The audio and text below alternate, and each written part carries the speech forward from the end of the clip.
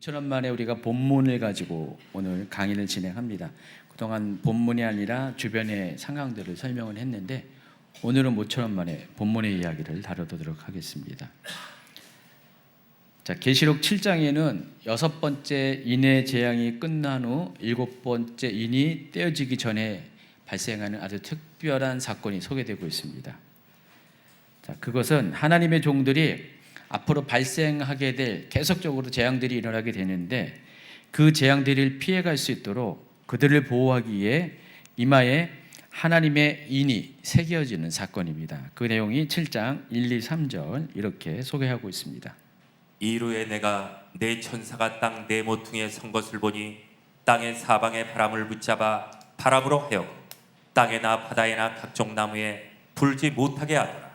또 봄에 다른 천사가 살아계신 하나님의 인을 가지고 해 돋는 데로부터 올라와서 땅과 바다를 해롭게 할 권세를 받은 내 천사를 향하여 큰 소리로 외쳐 이르되 우리가 우리 하나님의 종들의 이마에 인치기까지 땅이나 바다나 나무들을 해하지 말라 하더라. 한 번에 설명하면은 이렇게 보여주면 이렇게 되었습니다. 자, 이 장면을 지금 보았다는 것입니다.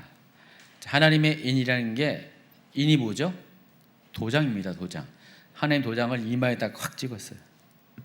옆에 분들 이마에다 한번 도장을 찍어보세요. 자, 이 도장을 띄는 게 어떤 의미입니까? 혹시 여러분 부부끼리 서로 도장 찍는 거 해보셨어요? 넌 내 거야, 그 뜻입니다. 여기 도장, 인으로 번역한 헬라어 프라기다라는 단어는 소유권을 의미하는 단어입니다. 소유권이나 보존을 나타내는 어떤 표시. 도장을 딱 찍음으로 인해서 너는 내 소유다. 내가 또 너에게 이런 것을 보장한다. 이걸 찍음으로 인해서 보장한다. 옛날에 로마 시대에는요, 유명한 가문들은 전부 다 그 인이 있었어요. 도장이 있었어요. 그래서 반지를 끼고 있습니다. 반지에다가 반지가 넓적하게 그 머리 부분이 있어서 그걸로 거기다가 자기 가문의 어떤 문양이나 이름 이런 것들을 새겨놓은 다음에 오늘날 인감증명과 똑같은 거죠. 그래서 어떤 내용을 기록한 다음에 만약에 누가 이 사람에게 뭘 부탁을 했어요. 부탁하면은 이 사람이 권력자면은 자기의 권력을 이용해서 누구에게 이 사람이 부탁한 내용을 편지를 써주면서 이렇게 이 사람이 요구한 이대로 해주십시오라고 하면서 거기다가 편지에다가 봉인을 하고 이 도장을 딱 찍는 거예요. 인을 찍는 거예요. 그럼 가문의 문장이 있기 때문에 왕도 마찬가지입니다. 그러면은 그 사람의 권위를 인정하는 사람은 그 편지 내용대로 준행을 하게 된다는 것입니다. 자, 그때 사용하는 단어가 스프라기다입니다. 에베소서 1장 13절, 고린도후서 1장 22절, 계시록 14장 1절도 다 그와 같은 맥락에서 이 스프라기다가 어떻게 사용됐는지를 잘 소개를 하고 있습니다. 읽어주시기 바랍니다. 그 안에서 너희도 진리의 말씀 곧 너희의 구원의 복음을 듣고 그 안에서 또한 믿어 약속의 성령으로 인치심을 받았으니. 예, 여기서 구원을 확증하는 도장이 뭐라고 했어요? 성령님이라고 했습니다. 여러분이 구원받은 것을 누가 확증합니까? 성령님이. 고린도후서 1장 22절. 그가 또한 우리에게 인치시고 보증으로 우리 마음에 성령을 주셨느니라. 또 여기는 보증의 의미로서 또 성령을 주셨다 그랬습니다. 그러니까 인이 소유를 나타낸 것이고 또한 보증한 의미라고 말씀드렸어요. 그리고 계시록 14장 1절. 또 내가 보니 보라 어린 양이 시온산에 섰고 그와 함께 14만 4천이 서 있는데 그들의 이마에는 어린 양의 이름과 그 아버지의 이름을 쓴 것이 있더라.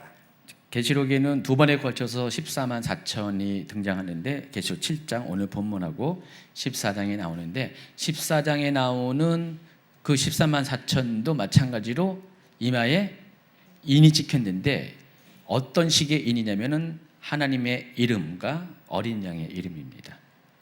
따라서 하나님의 인을 받았다는 것은 이제부터는 하나님의 소유가 되었다는 뜻이고, 그렇기 때문에 여기에는 이 말은 하나님의 소유에 아무도 손대지 말라라는 경고가 들어가 있다는 것을 아시기 바랍니다.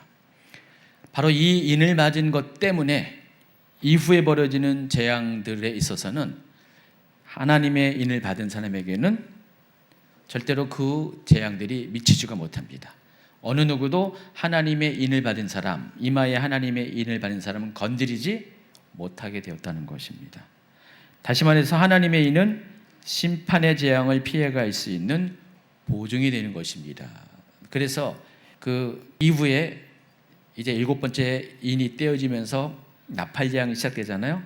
자, 9장에 보면은 나팔 재앙 중에서 5번째 나팔 재앙이 3절, 4절 이후에 소개되는데, 그래서 3절과 4절을 읽어보면은 이 나팔 재앙이 진행될 때 하나님의 인을 받은 것이 어떤 효과가 있는지, 의미가 있는지를 잘 설명해 줍니다. 3절, 4절 읽어주세요.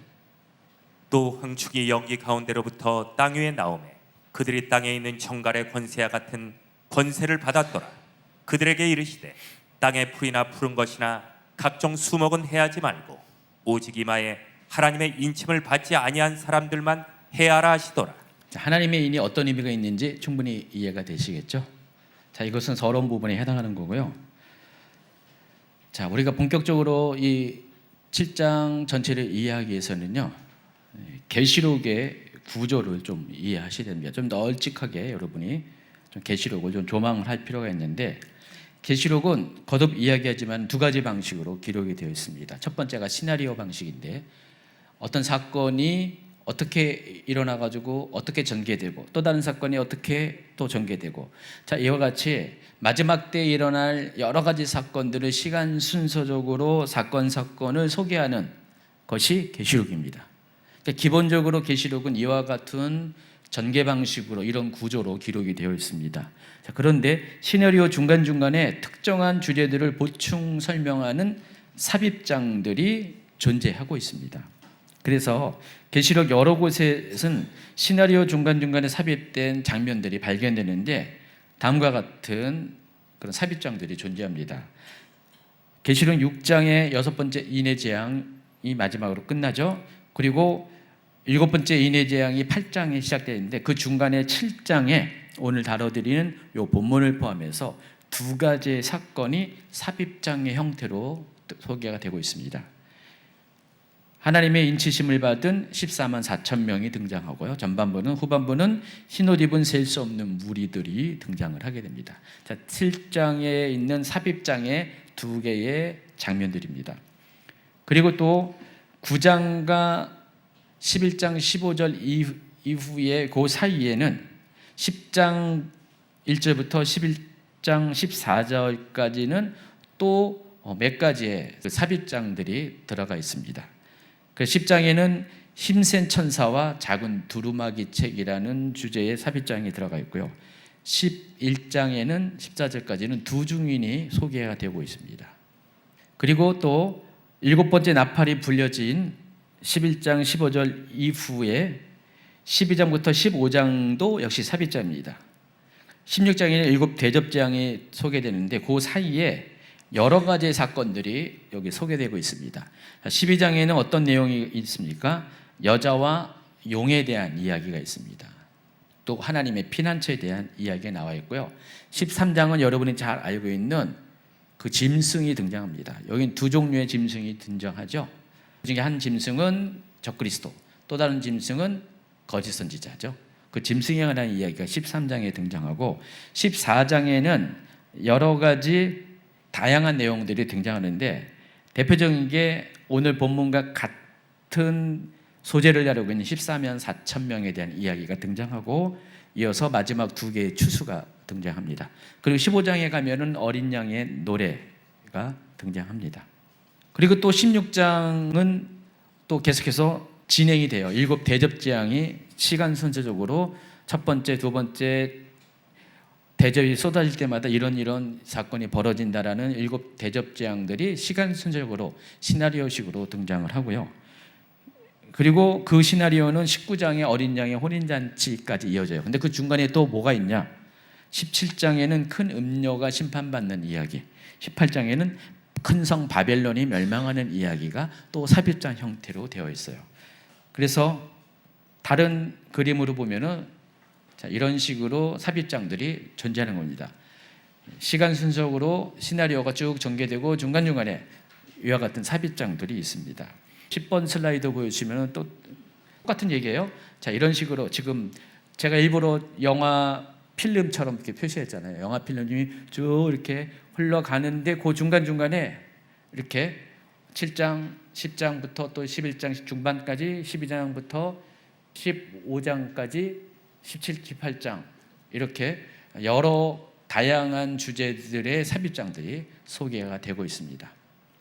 그러면은 삽입장은 어떤 역할을 하고 있는가? 여러분이 이미 잠깐 소개를 했지만은 이미 설명한 것과 같이 삽입장은 계시록을 진행하는 과정 중에 어떤 특별한 사건에 대해서 구체적인 설명이 필요할 때 전체 흐름 가운데 쭉 얘기하고 있어요. 어떤 사건이 일어났다. 그 다음에 어떤 사건 계속 일어났는데 여러분 어떤 주제에 대해서는 그냥 넘어가기 너무 아쉽잖아요.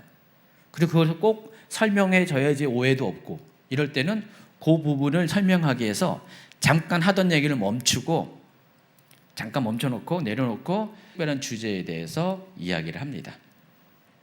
그래서 그때마다 어김없이 삽입장들이 소개되고 그 삽입장은 마치 돋보기를 가지고 그 사건이 벌어지는 내용들을 자세히 살펴보는 그와 같은 역할을 하고 있다는 사실을 아시기 바랍니다. 자, 근데 삽입장이 왜 중요하냐면은 대충 삽입장을 이해할 수도 있는데 절대로 대충 하면 안 돼요. 아주 신중하게 삽입장을 해석해야 됩니다. 왜냐하면 시나리오로 전개되는 이 사건들은 대부분 문자적인 어떤 적용점을 가지고 해석을 할 수가 있어요. 근데 삽입장들은 거의 대부분 상징적인 내용들이 거기다 등장을 합니다. 삽입장들은 대체적으로 거의 대부분 상징적인 방식으로 삽입장의 장면들이 소개되고 있어요. 시나리오로 전개되는 것들은 대부분 문자적인 것으로 이해할 수 있는 100%다 그런 것이 아니에요. 근데 대체적으로 삽입장들은 상징적으로 풀어가야 되고 대체적으로 시나리오 전개로 되는 것들은 문자적으로 풀 수가 있습니다. 그런데 상징적으로 어떤 것을 해석할 때는 뭐가 주의를 해야 되냐? 사공이 너무 많다라는 거. 그러니까 상징적인 해석의 함정은 사람마다 다 다르게 해석할 수 있어요. 같은 한 사건도 바라보는 각도에 따라서 자기가 뭐 안경을 쓰고 있냐 안 쓰고 있냐에 따라서 다르고 어떤 안경을 쓰고 있냐에 또 다르고요. 보통 우리가 영해라고 부르죠. 알레고리식 해석이라고 부르는데 이 영해가 영적인 해석이라고 부르잖아요. 성도들은요 이 영해로 설교하는 걸 굉장히 은혜 많이 받아요. 제 말이 뭔 말인지 이해하시죠? 저처럼 직접적으로 성경을 이렇게 탁탁히 풀어주면은 별로 은혜를 못 받아요. 근데 이것을 영적으로 해석해서 적용을 많이 해주면은요 그날 은혜를 받았다라고 생각을 합니다. 근데 그 해석이 건강한 해석이면 전혀 문제가 없고 좋죠. 근데 그 해석이 좀 잘못된 해석일 경우는 아주 신앙을 망치게 되는 거죠. 거기에 이단의 영향을 받을 수밖에 없고요. 여러분 신천지에서 가르치는 내용은 알고 보면 다 영해죠. 비유풀이가 다 영해입니다. 영적인 적용을 하는 거예요. 그래서 그렇게 이단까지 가고 버리게 되거든요. 그래서 은혜가 있을 땐 참 좋은데 잘못된 방향으로 가면 이 영적인 해석은 정말 깊은 수렁 가운데 들어가게 합니다. 이 계시록도 마찬가지예요. 이 삽입장들이 대부분 상징적으로 해석을 해야 돼요. 왜냐하면 상징적인 표현들로 삽입장들이 기록이 되어 있으니까. 그래서 이 삽입장들을 영적으로 해석을 해야 되는데 잘못 해석하면은 이상한 방향으로 가고 어쩌면은 계시록 전체의 방향이 확 바뀌어 버려요. 그래서 이 삽입장이 굉장히 중요하고 중요한 이유가 삽입장 해석이 굉장히 까다롭기 때문에 중요하다는 사실을 아시기 바랍니다. 그래서 삽입장에 대한 연구가 계시록 이해에 있어서 중요한 열쇠가 된다라는 것을 먼저 아시기 바랍니다. 계시록 전체적으로 두 가지 흐름에 대해서 시나리오 방식의 흐름 또 삽입장 방식의 흐름에 대해서 큰 틀에서 설명을 했습니다. 자, 그러면 계시록 7장으로 범위를 좀 좁혀서 계시록 7장은 왜 기록되어 있는가? 이미 다 소개를 했어요. 어느 정도 소개를 했는데 좀 구체적으로 계시록 7장의 기록 목적에 대해서 소개를 해드리겠습니다. 계시록 7장도 삽입장의 기능과 목적을 가지고 기록된 거예요. 그래서 계시록 6장과 8장 사이에 끼어서 기록이 된 겁니다. 아까 말씀드린 것처럼 삽입장은 어떤 기능을 한다 그랬습니까? 시간 흐름을 잠시 멈추고 어떤 특정한 주제를 더 구체적으로 돋보기를 들이대고 그것을 볼 수 있도록 해주기 위해서 삽입장이 기록이 되었다고 그랬습니다. 자, 그러면 7장이 삽입장인데 삽입장인 7장은 어떤 목적을 가지고 기록이 되었을까요? 그래서 이것을 이해하기 위해서는 삽입장 7장을 둘러싸고 있는 6장과 8장의 내용들을 먼저 살펴봐야 됩니다. 그래야지 왜 계시록 7장을 기록했는지 그 이유를 파악할 수가 있습니다. 먼저 삽입장의 앞사건이 이미 소개한 바대로 6번째 인의 재앙으로 끝나게 됩니다. 하늘로부터 임하는 재앙들이 있었고 땅의 지각이 변동하는 격변하는 상황이 소개됩니다. 이때 사람들은 이 재앙들로 인해서 큰 충격을 받습니다. 두려움 가운데 다음과 같은 말을 합니다. 15절부터 17절까지. 땅의 임금들과 왕족들과 장군들과 부자들과 강한 자들과 모든 종과 자유인이 굴과 산들의 바위 틈에 숨어 산들과 바위에게 말하되 우리 위에 떨어져 보좌에 앉으신 이의 얼굴에서와 그 어린 양의 진노에서 우리를 가리라. 그들의 진노의 큰 날이 이르렀으니 누가 능히 서리오하더라. 7장 바로 앞에 있는 삽입장 바로 앞에 있는 내용이 이 내용입니다. 그리고 삽입장 뒤에 있는 내용이 8장인데 8장에는 어떤 사건이 벌어지냐? 8장 1, 2절. 일곱 죄인을 떼실 때 하늘이 반 시간쯤 고요하더니 내가 보매 하나님 앞에 일곱 천사가 서 있어 일곱 나팔을 받았더라. 계시록 8장에는 드디어 7번째 인이 떼어지는데 이 7번째 인은 재앙 자체는 아닙니다. 재난이 일어나지 않는데 무엇을 여는 문이라고 했어요? 사인이라고 했어요? 신호라고 했어요? 7 나팔 재앙을 여는 문과 같은 신호와 같은 역할을 한다고 그랬습니다. 그래서 7번째 인이 떼어지면은 곧바로 7 나팔 재앙이 시작이 됩니다. 그래서 7절부터 7 나팔 재앙이 쭉 소개를 되고 있는데 7 나팔 재앙은요 7인과 어떤 비교가 있냐? 강도와 범위 면에서 더 센 재앙들이에요. 더 큰 재앙들이 지금도 6번째 인까지 그 인의 재앙들을 통해서 사람들이 굉장히 두려움에 떨었는데 앞으로 일어날 재앙은 더 큰 재앙이라는 것입니다. 그래서 7 인의 재앙은 범위가 전체 중에 몇 분의 1이라고 했어요? 4분의 1이라고 했습니다. 그만큼의 강도와 범위의 재앙이라는 것입니다. 자, 그런데 이 7 나팔 재앙은 범위와 강도가 4분의 1이 아니라 3분의 1입니다.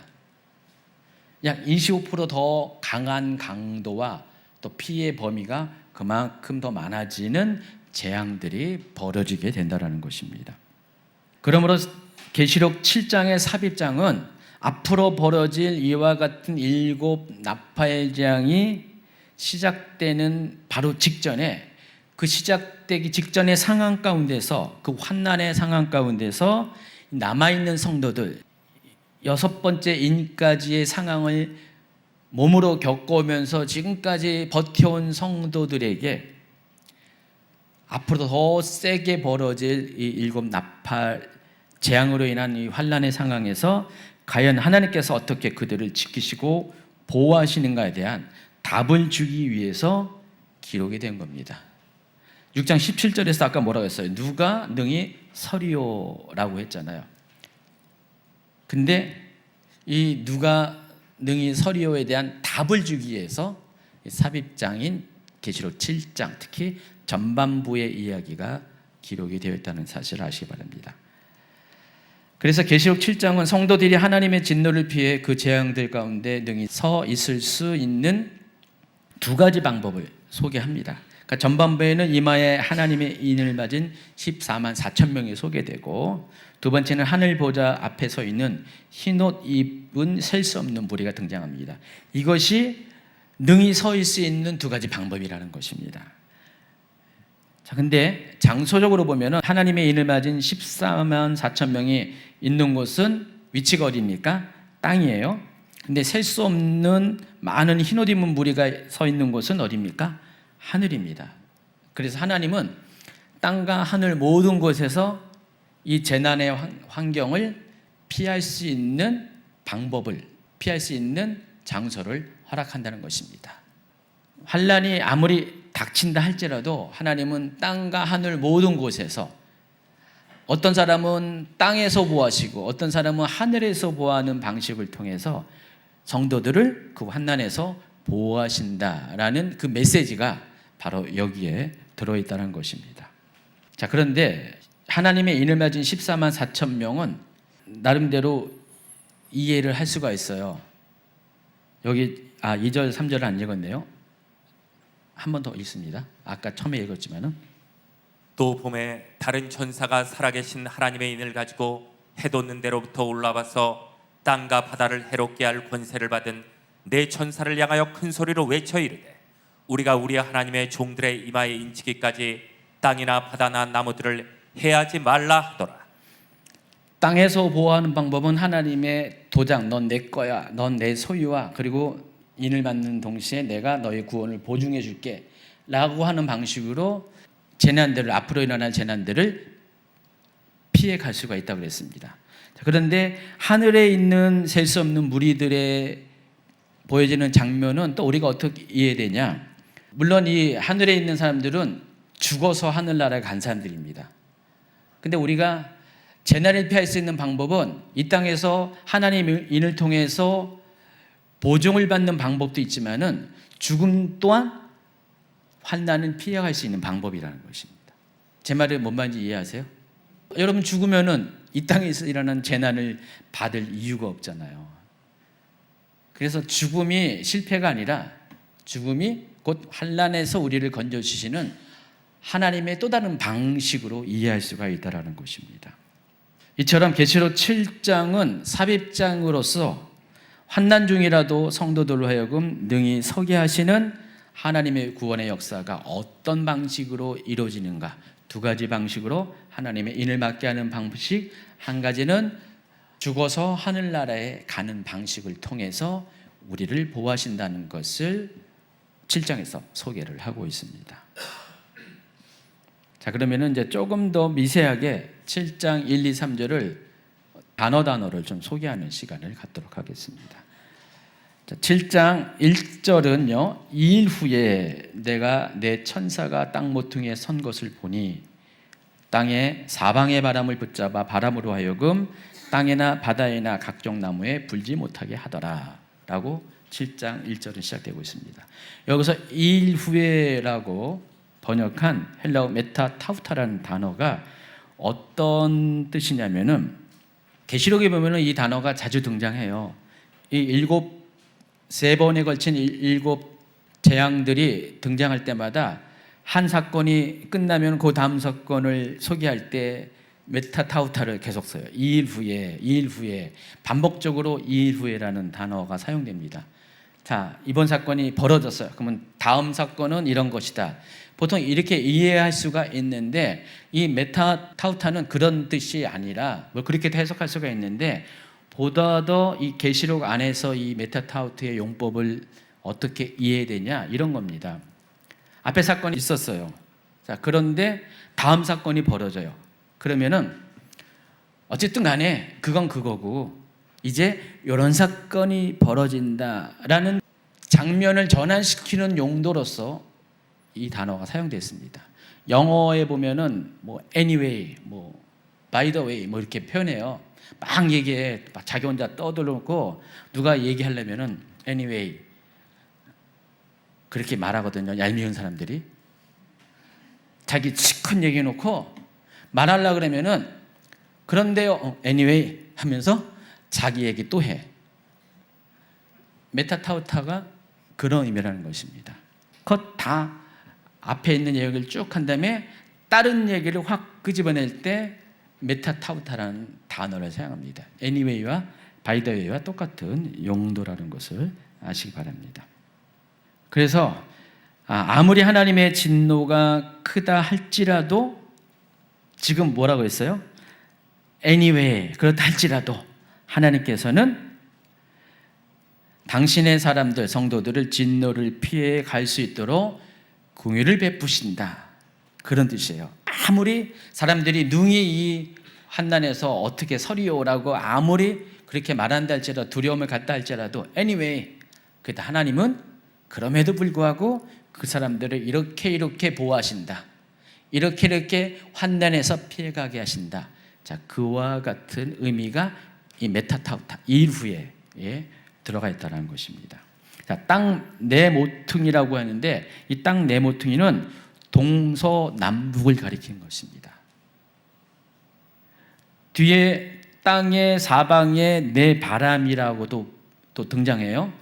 이거와 함께, 이 표현과 함께 무엇을 의미하냐면 마지막 때에 이 하나님의 심판은 어느 한 부분에서만 일어난 게 아니냐 하는 것이 아니라 땅의 네 곳 동서남북, 어느 협소한 지점이 아니라 모든 방향의 동서남북에서 이와 같은 재난이 일어나게 될 것이다.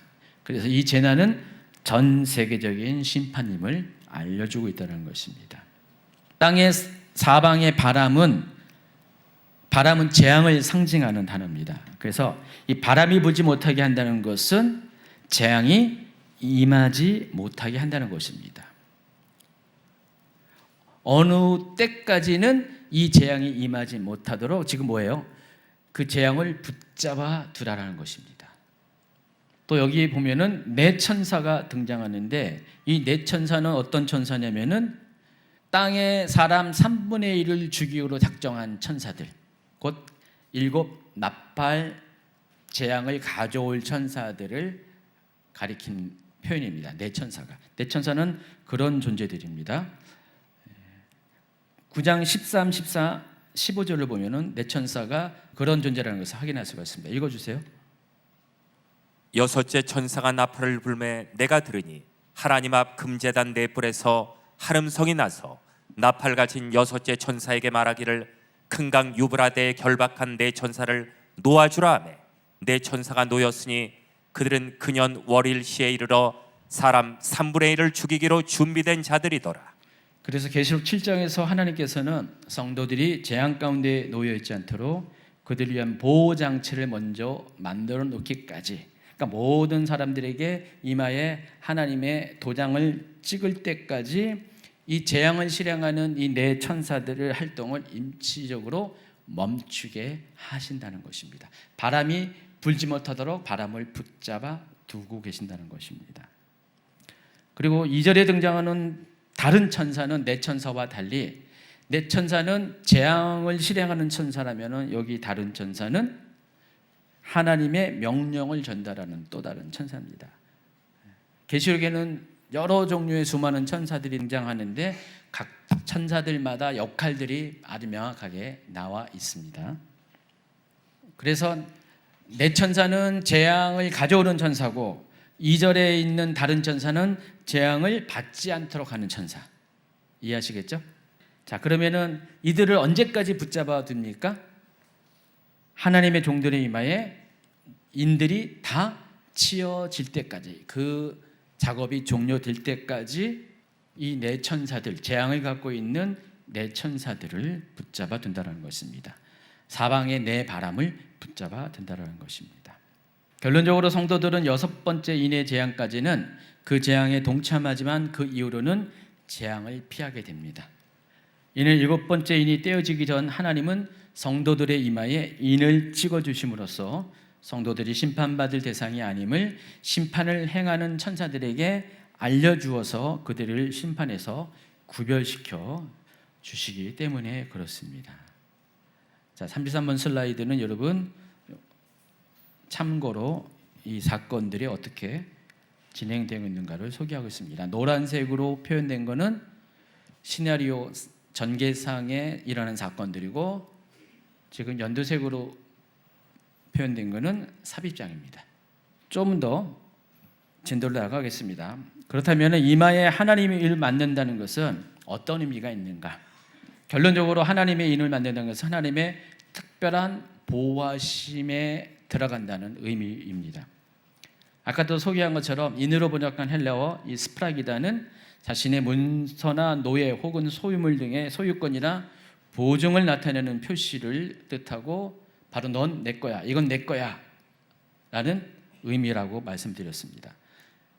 여러분, 이 스프라기다의 용도를 더 구체적으로 이해하려면 바로 출애굽기 12장에 나와 있는 문지방과 좌우 문서주의 피가 스프라기다의 역할을 하고 있고요.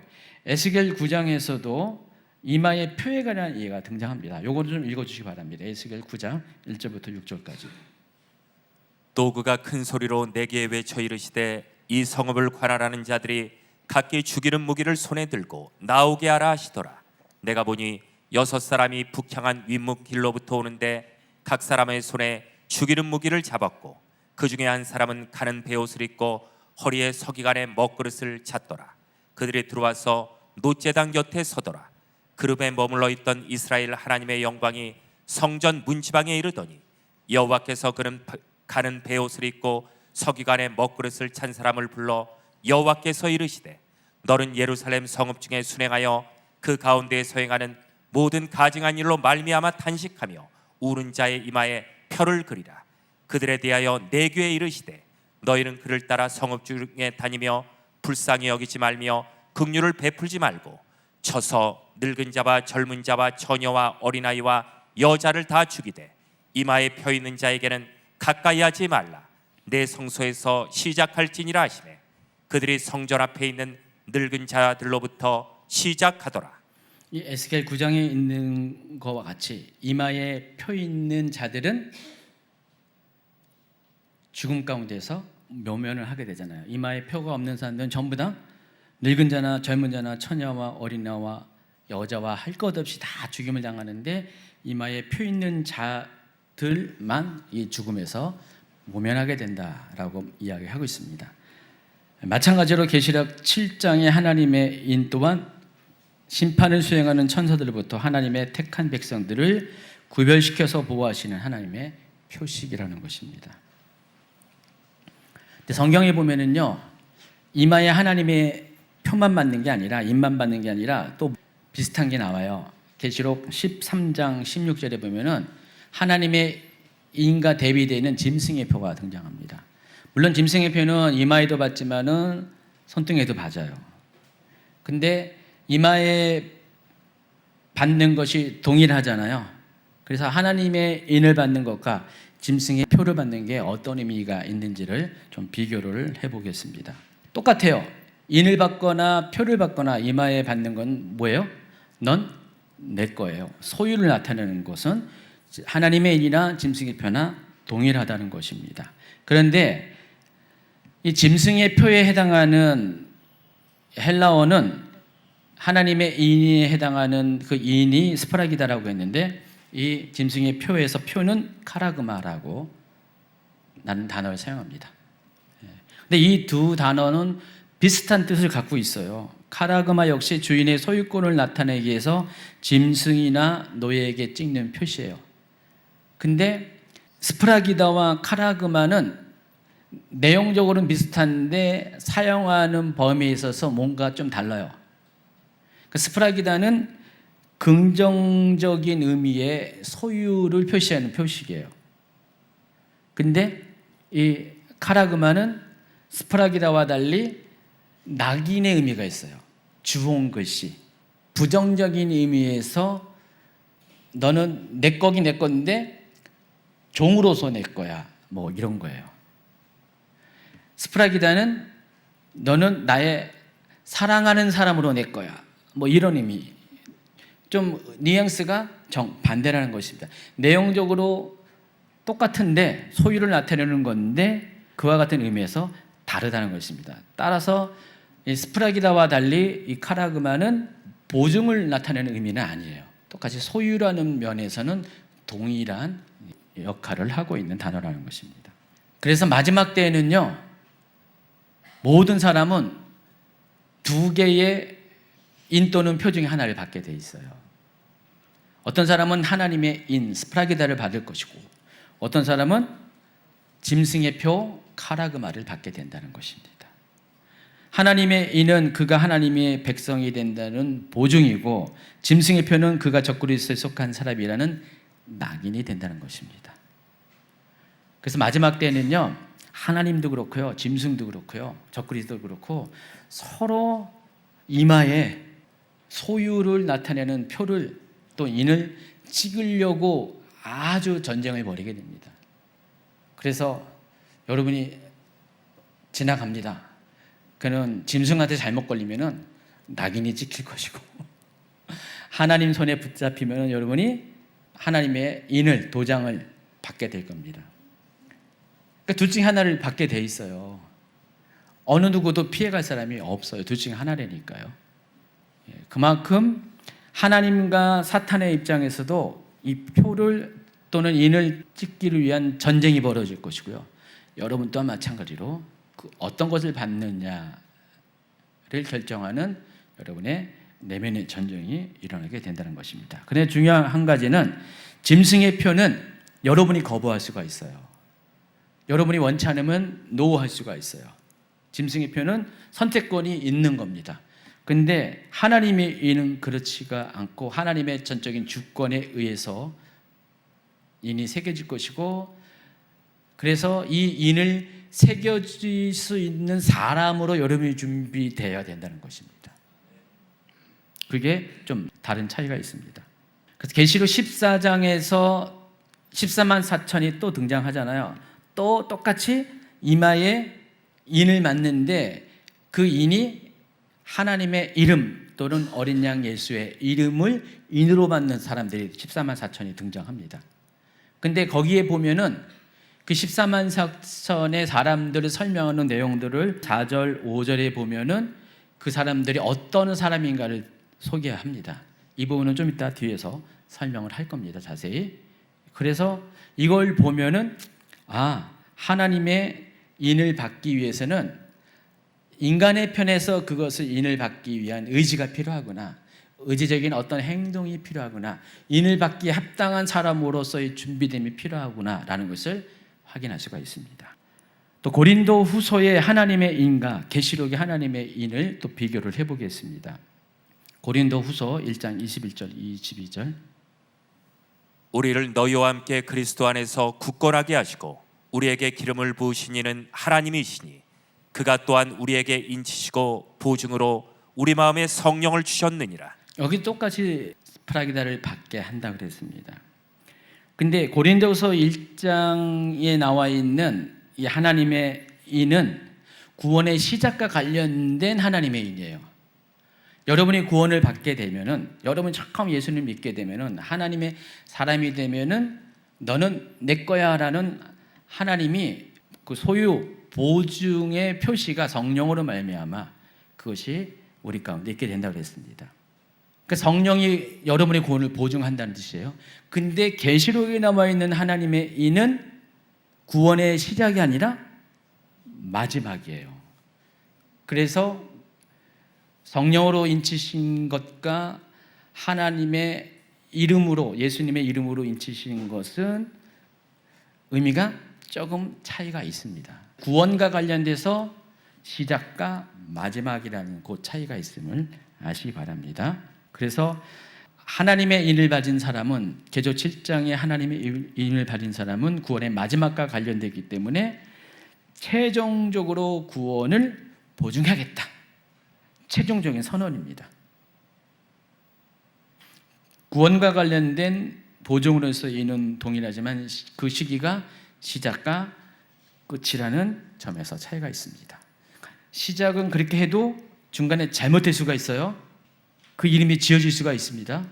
그런데 계시록 7장의 하나님의 인은 이제 곧 종말이 오기 때문에 완전한 구원을 보장하는 최종적인 구원에 이르는 보증으로서의 인을 받게 된다는 것입니다.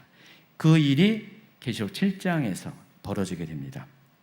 이제 점점 중요한 이야기들이 이렇게 서고 있습니다. 오늘 내용들이 제가 최대한 쉽게 설명하고 간략하게 설명하고 있지만은 상당히 중요한 내용들이에요. 여러분 알고 보면요, 굉장히 신학적으로도 중요한 내용이고요.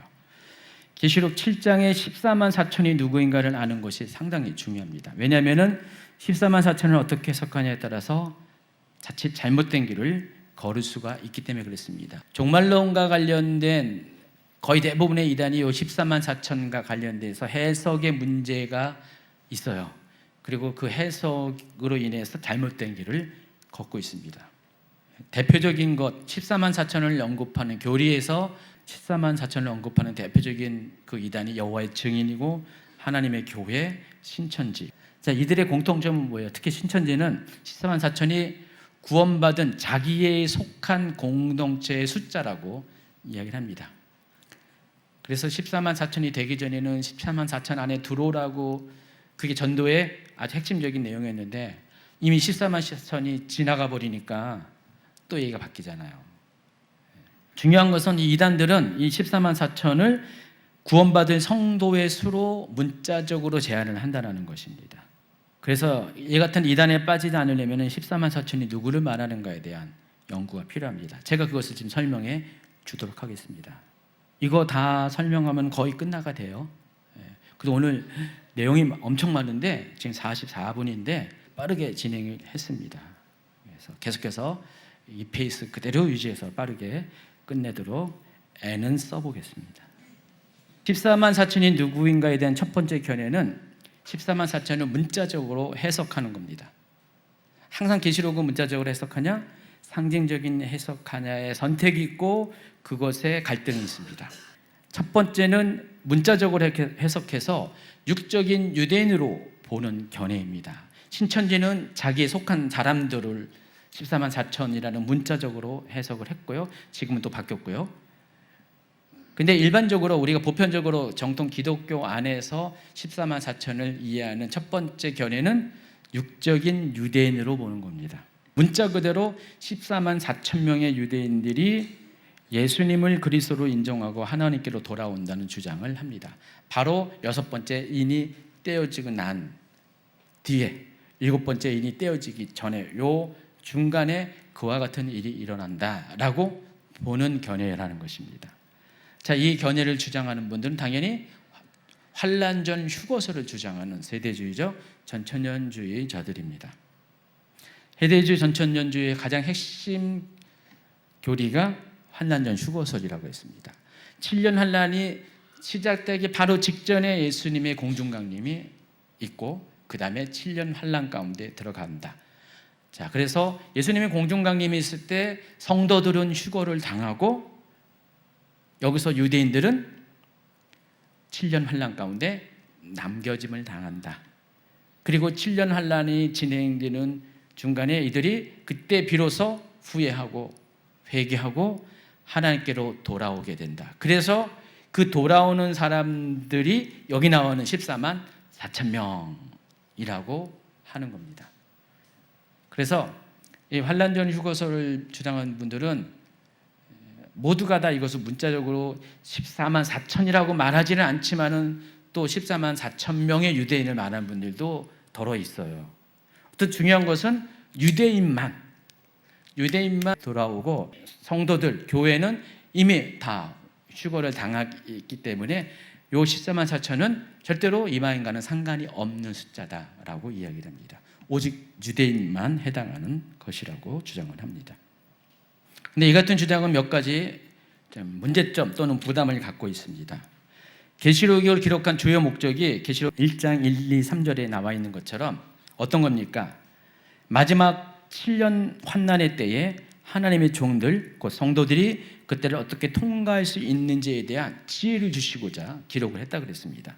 계시록 1장 3절을 또 읽어보세요. 이 예언의 말씀을 읽는 자와 듣는 자와 그 가운데 기록한 것을 지키는 자는 복이 있나니 때가 가까움이라. 근데 이 계시록에 예언된 마지막 때 발생한 모든 일들은 7년 환란에 들어가면서 시작이 되는 거예요.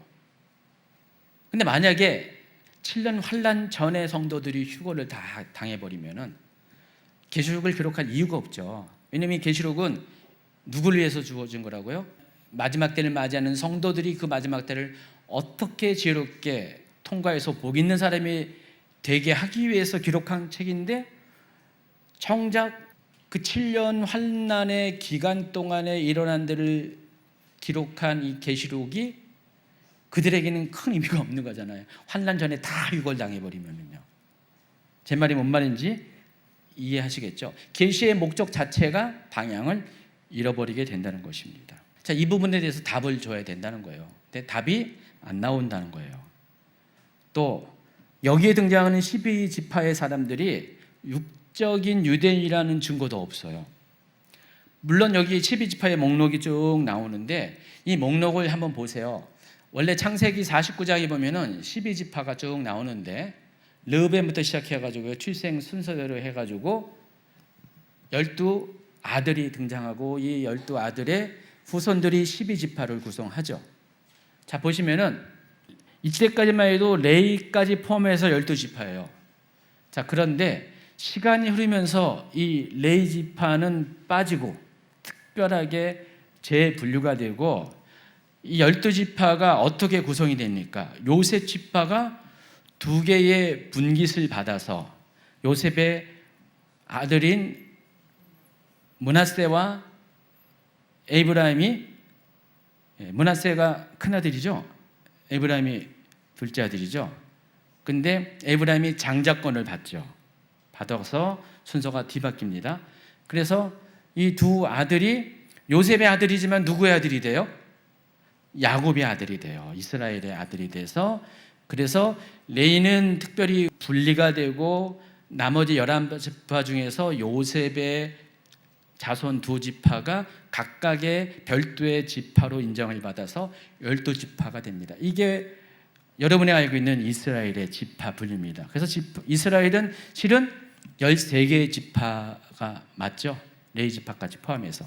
근데 레위 지파는 이 지파들을 섬기는 제사장의 역할을 하기 때문에 여기서 이제 빠지게 됩니다. 자, 근데 에스겔 48장을 보세요. 에스겔 48장은 그와 같은 것을 반영해서 므낫세, 에브라임으로 12지파를 표기를 하죠. 그렇죠? 근데 오늘 본문에 있는 계시록 7장에 있는 12지파를 잘 보시면은요, 므낫세는 발견돼요. 근데 에브라임은 빠지고 요셉이라고 표현이 돼요. 없는 지파가 있어요. 잘 살펴보세요. 뭐가 없나요? 단지파가 없잖아요. 단지파. 그리고 또 뭐가 들어가 있어요? 원래 12지파에서 조정된 12지파에서 빠진 레위지파가 들어가 있어요.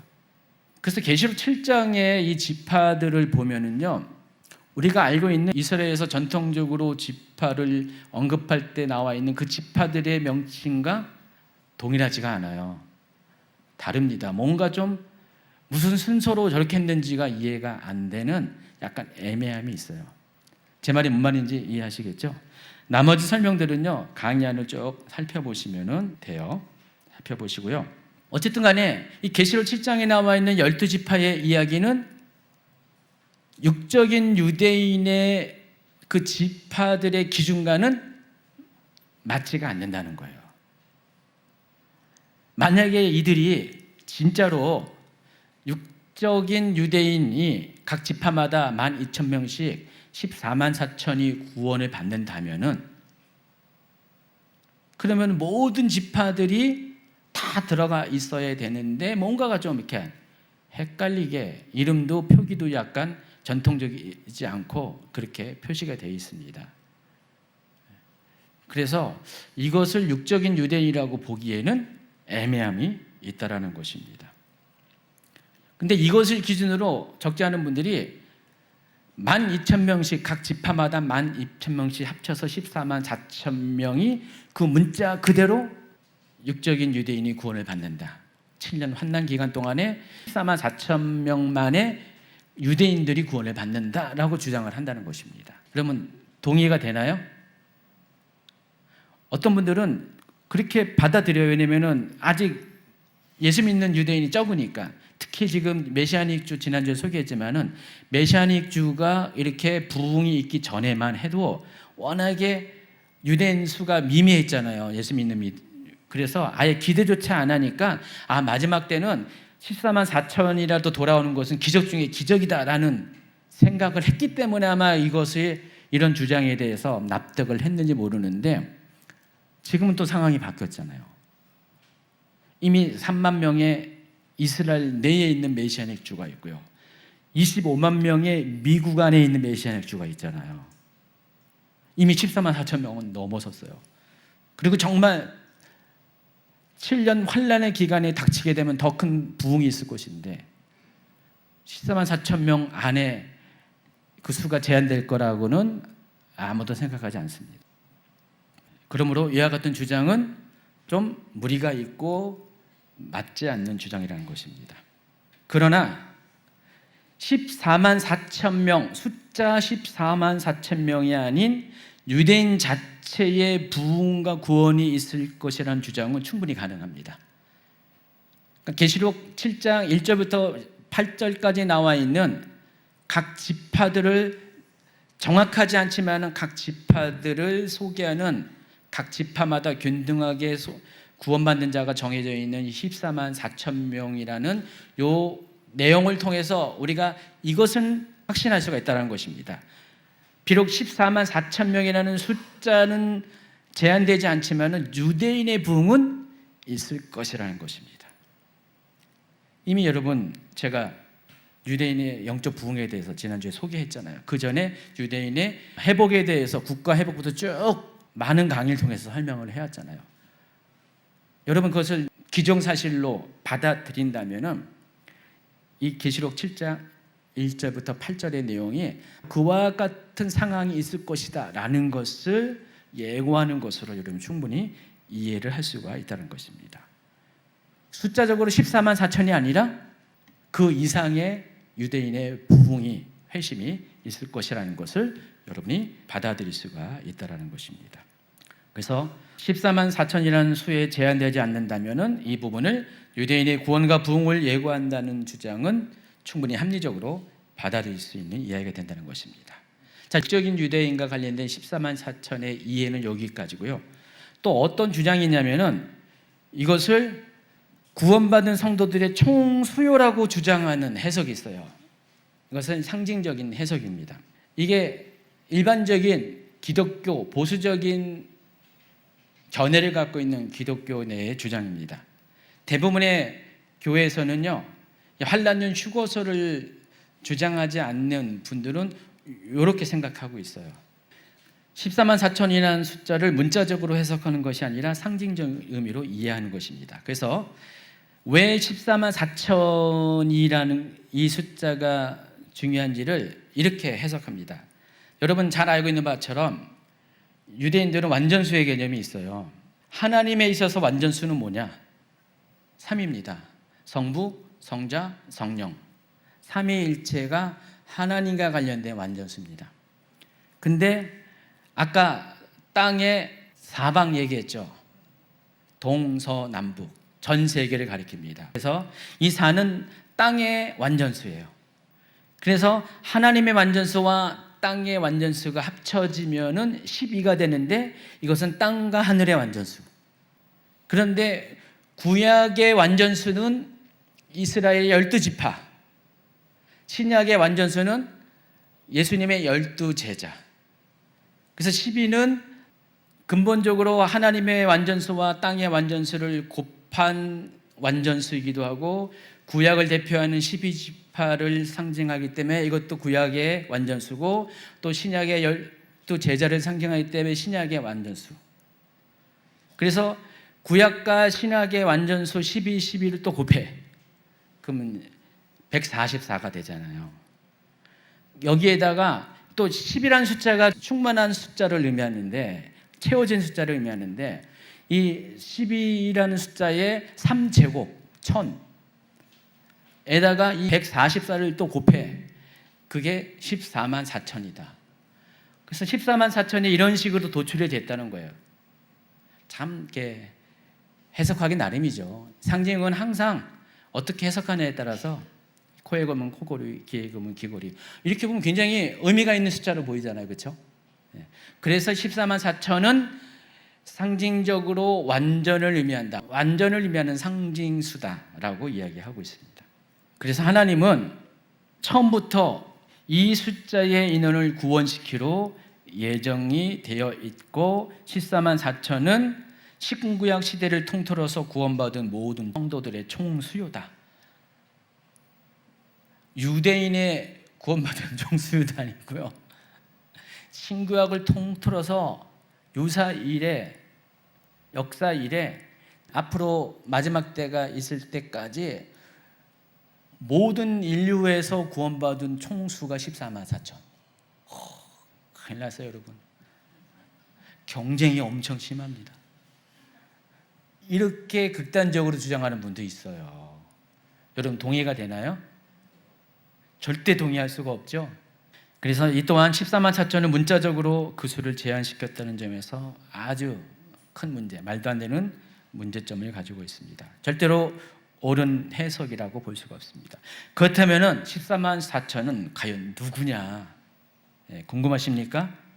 결론부터 내리면은 회심한 유대인과 이방을 포함한 모든 성도들인데 조건이 있습니다. 단 숫자적으로 14만 4천이라는 수에 제한되지 않는 구원받은 모든 성도를 가리키는 상징적인 수라는 것입니다.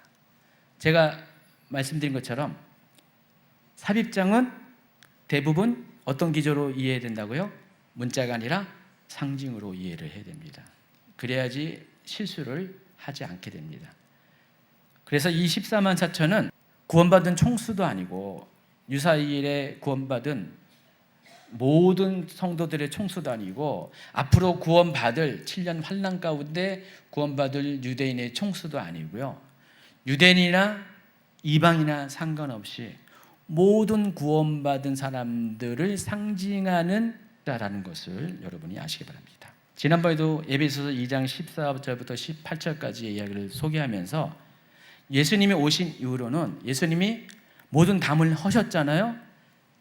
그래서 민족과 민족, 특히 이방인과 유대인의 담을 허셔서 이제 예수님이 오신 이후로는 더 이상 유대인과 이방인의 구분함이 없이 한 세 사람으로 이제는 성도만 존재하는 시대로 바꿔주셨어요. 그래서 유대인 따로 이방인 따로 그거 아닙니다. 다만 역할 면에서는 유대인은 장자로서 역할을 한 거고요.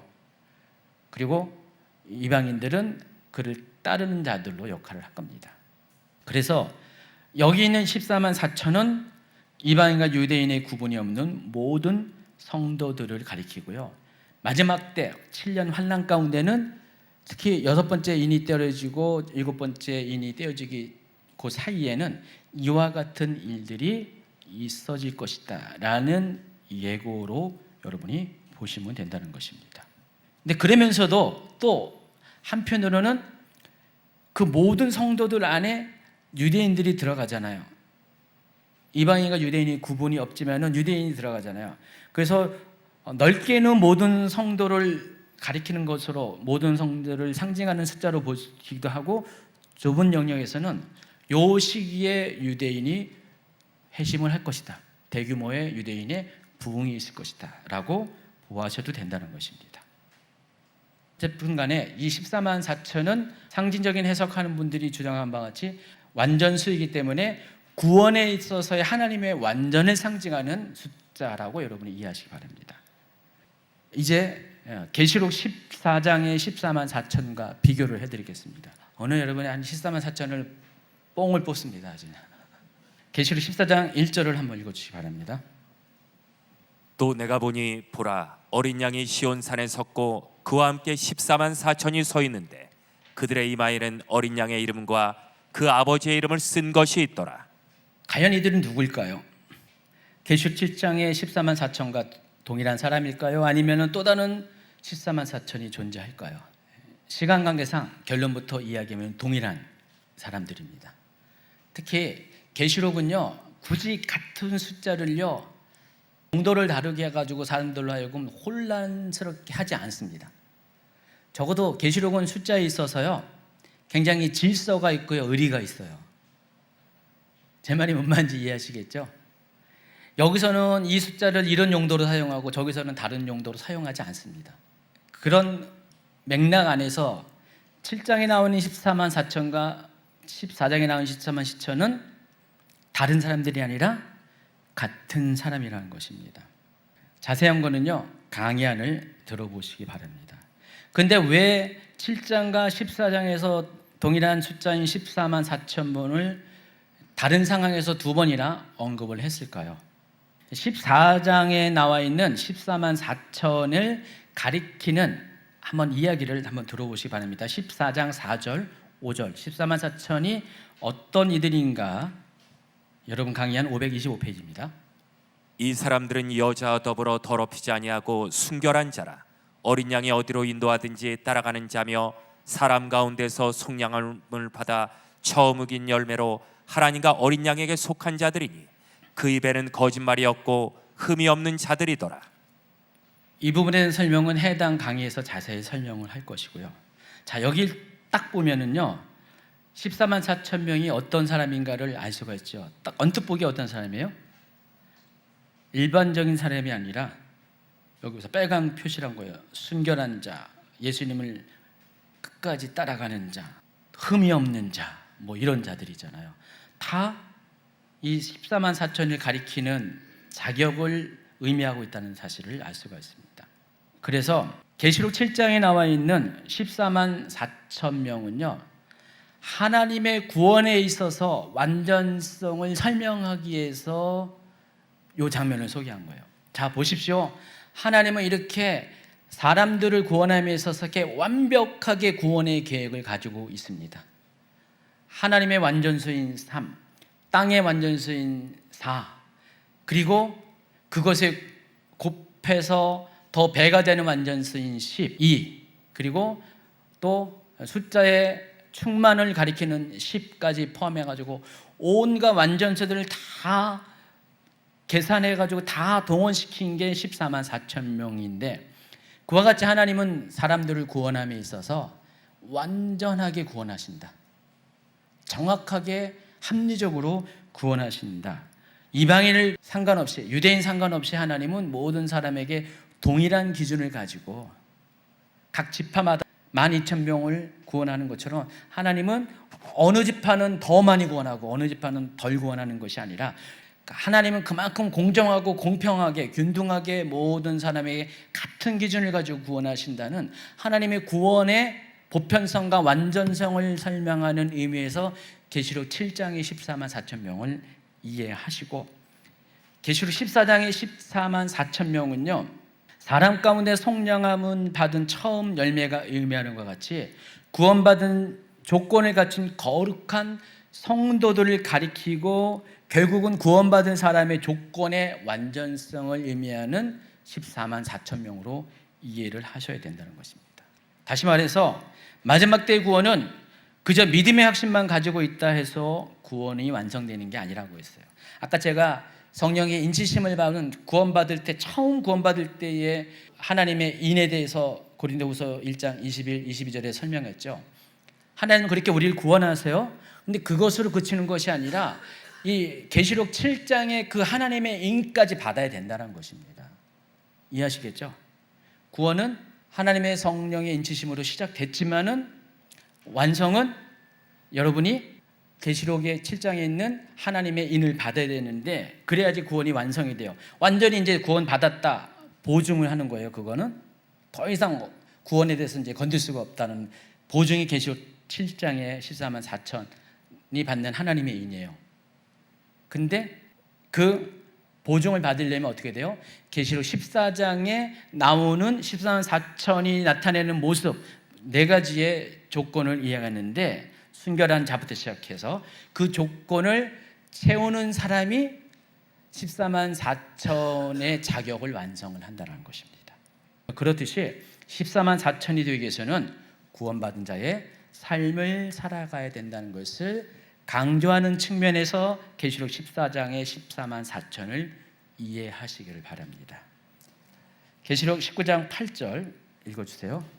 그에게 빛나고 깨끗한 세마포옷을 입도록 허락하셨으니 이 세마포옷은 성도들의 옳은 행실을 이루다 하더라. 계시록 14장 나와 있는 14만 4천의 네 가지 조건, 자격 조건을 함축하면 바로 이겁니다. 세마포 옷을 입은 사람들. 자, 결론입니다. 자, 지금까지 계시록 해석의 난제 중에 하나이며 수많은 이단을 나오게 한 14만 4천에 관한 내용을 계시록 7장을 중심으로 14장도 잠깐 끄집어서 설명을 드렸습니다. 일단 14만 4천의 등장은 이 마지막 때 일어날 유대인의 대규모의 회심을 예고하는 것으로 이해하셔야 되고, 동시에 하나님의 구원 계획의 완전성, 공평성을 나타내는 상징으로 또 보아야 합니다. 그리고 추가적으로 계시록 14장에 한 번 더 또다시 등장하는 14만 4천은 구원받은 자의 자격에 있어서의 완전성을 의미하는 것입니다. 그리고 이 모든 것들은 상징적인 해석의 결과라는 것을 아시기 바랍니다. 그래서 여러분, 이 14만 4천을 문자적으로 숫자 그대로 14만 4천이라고 말하는 그 어떠한 주장에 대해서도 여러분 기울이지 마셔야 돼요. 거부하셔야 돼요. 그렇게 되면 여러분은 확실하게 이단에 빠지게 됩니다. 14만 4천은 문자적으로 14만 4천의 숫자를 의미하는 것이 아니라는 것을 명확하게 기억하시길 바랍니다. 여러분이 기억할 것은 이 14만 4천이라는 숫자를 통해서 여러분을 향한 하나님의 구원 계획은 완전하다, 공정하다, 합리적이다, 그리고 공평하다. 이 공평이라는 단어 안에는 여러분의 14만 4천으로서의 자격에 합당한 삶으로서 여러분의 모습이 포함되는 겁니다. 그래야지 공평하죠? 이것이 14만 4천이 상징하는 진정한 의미인 것입니다. 자, 오늘 여기까지 강의를 하겠습니다.